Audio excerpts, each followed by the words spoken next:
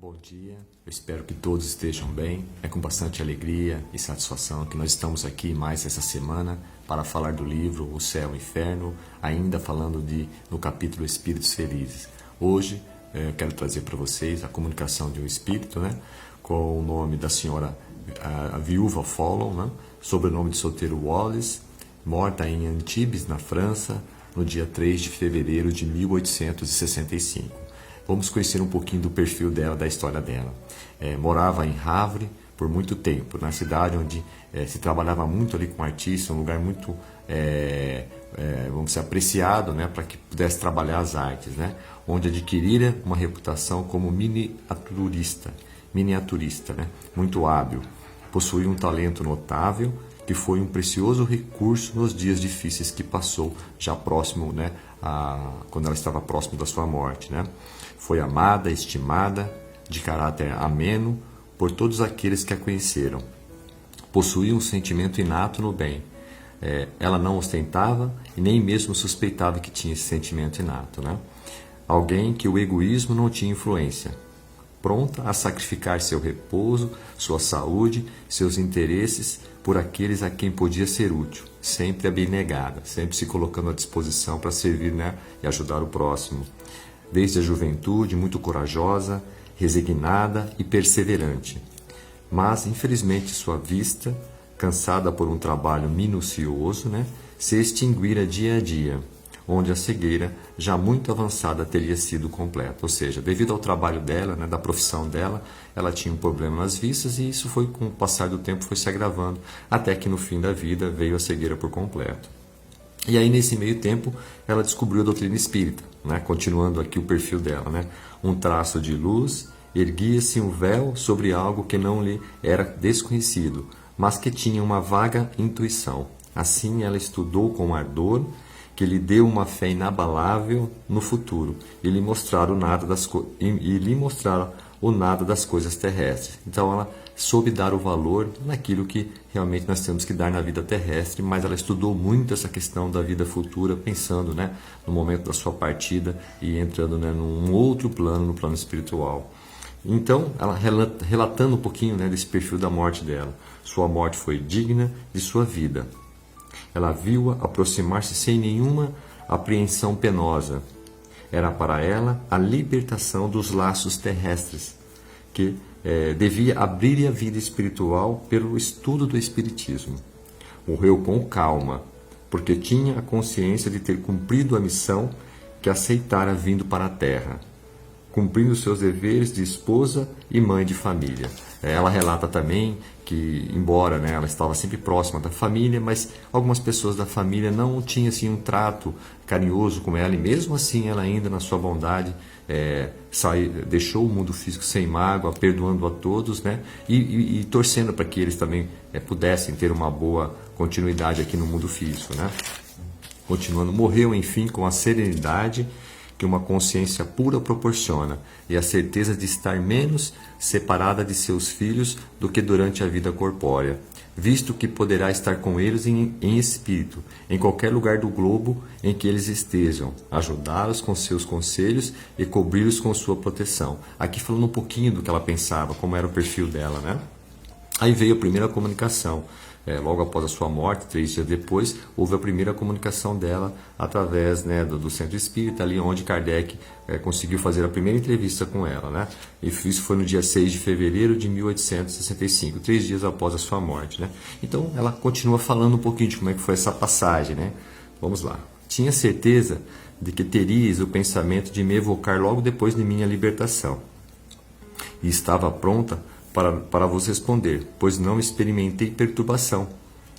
Somente aqueles que têm medo ficam envoltos por suas espessas trevas. Ou seja, ela comenta que o estado dela, do desligamento do corpo físico e logo em seguida a perturbação, passou muito rápido, porque era uma pessoa que, quando esteve na Terra, realmente foi se desprendendo, foi trabalhando muito essa questão de ser uma pessoa mais livre, no sentido de espiritualmente falando. Então ela era muito leve, não se apegava a problemas terrenos, dava o devido valor, mas se preparava sempre para a vida futura. E ela continua: sou feliz agora. Aqueles pobres olhos enfraquecidos abriram-se aqui e reencontraram os esplêndidos horizontes, comentando, né, que o problema físico ficou no mundo físico e quando ela adentrou no mundo espiritual já não tinha mais essa deficiência nos seus olhos, né? Há apenas 3 dias que morri e sinto que sou artista. Minhas aspirações ao ideal da beleza na arte não eram senão a intenção de faculdades que eu estudara e adquirira em outra existência e que se desenvolveram na última. Basta para a artista, é a vez da amiga. Aqui ela faz um comentário, né, relatando que ela já tinha uma experiência em vidas anteriores, que ela só aprimorou, mas ela já vinha trazendo na bagagem dela esse talento que ela já vinha trabalhando, né? E aí sim, agora, depois que ela comenta sobre essa questão da profissão dela, de como ela viveu na última encarnação, ela dá espaço, né, para que Kardec comece a fazer as perguntas para ela, né? E então comenta que está bem, que cumpriu bem o seu papel enquanto esteve na Terra e que se encontrará, né, na vida futura com eles, né, com aquelas pessoas que estavam ali, porque todo mundo tem o seu tempo e quando chegar, né, o momento, todos nós, com a permissão de Deus, dependendo das condições que nós estivéssemos, poderemos nos reencontrar, né, no mundo espiritual, né? E aí Kardec faz, né, umas perguntas para ela, né? Então, ele agradece, né, a primeira comunicação e com a promessa de continuidade nas nossas conversas, que ela também fala que ela vai poder estar visitando, né, e continuando essas comunicações com Kardec, né?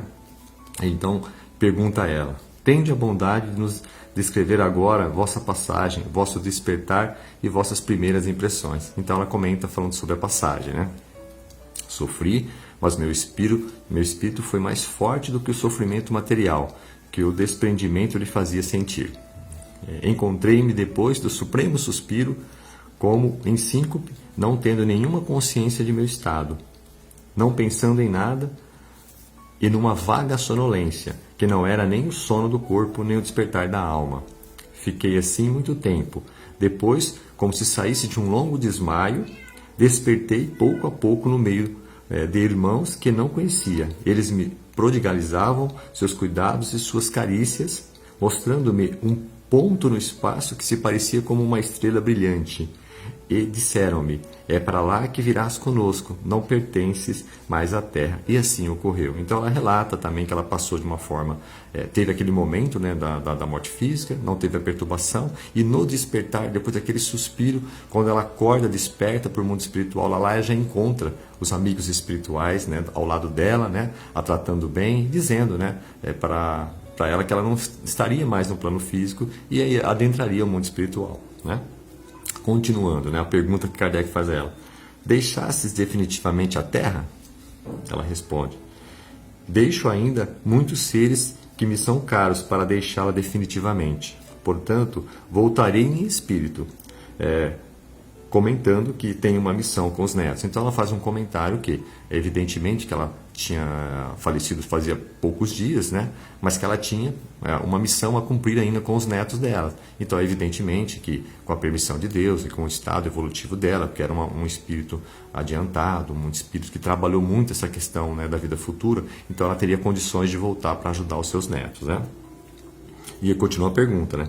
A posição que estáis parece dever enfraquecer vossas relações com aqueles que deixastes aqui embaixo? Ela responde: não, meu amigo, o amor aproxima as almas. Só há distância para os corpos materiais, ela não existe para os espíritos, dizendo que, mesmo estando no mundo espiritual, eles podem sim nos assistir através das suas inspirações, dos seus conselhos. É claro que o espírito, quando ele está num estágio mais evolutivo, mais evoluído, ele consegue sim, através dos bons pensamentos, né, nos intuirmos, né? Então, realmente, né, a distância que ocorre é só no mundo físico. No mundo espiritual, o espírito ele é liberto, ele consegue transitar por vários mundos, né, dependendo do seu estado evolutivo, né? Então, já adentrando aqui praticamente na parte final da entrevista, né, e Kardec faz mais uma pergunta, né? Que ideia fazeis agora de meus trabalhos referente ao espiritismo? Kardec perguntando a ela, né, como que ela veria esse trabalho da codificação que Kardec estudou, né, para poder relatar tudo isso e montar a obra do Espiritismo, né? Então ela comenta sobre a responsabilidade que Kardec tem sobre as almas e que com a ajuda dos espíritos superiores ele alcançará seu objetivo terminando as suas obras, ou seja, que ele continuasse firme, que ele teria sempre a assistência dos bons espíritos, porque a causa era nobre, né? Era realmente uma mudança de pensamento que estava surgindo naquela época, né?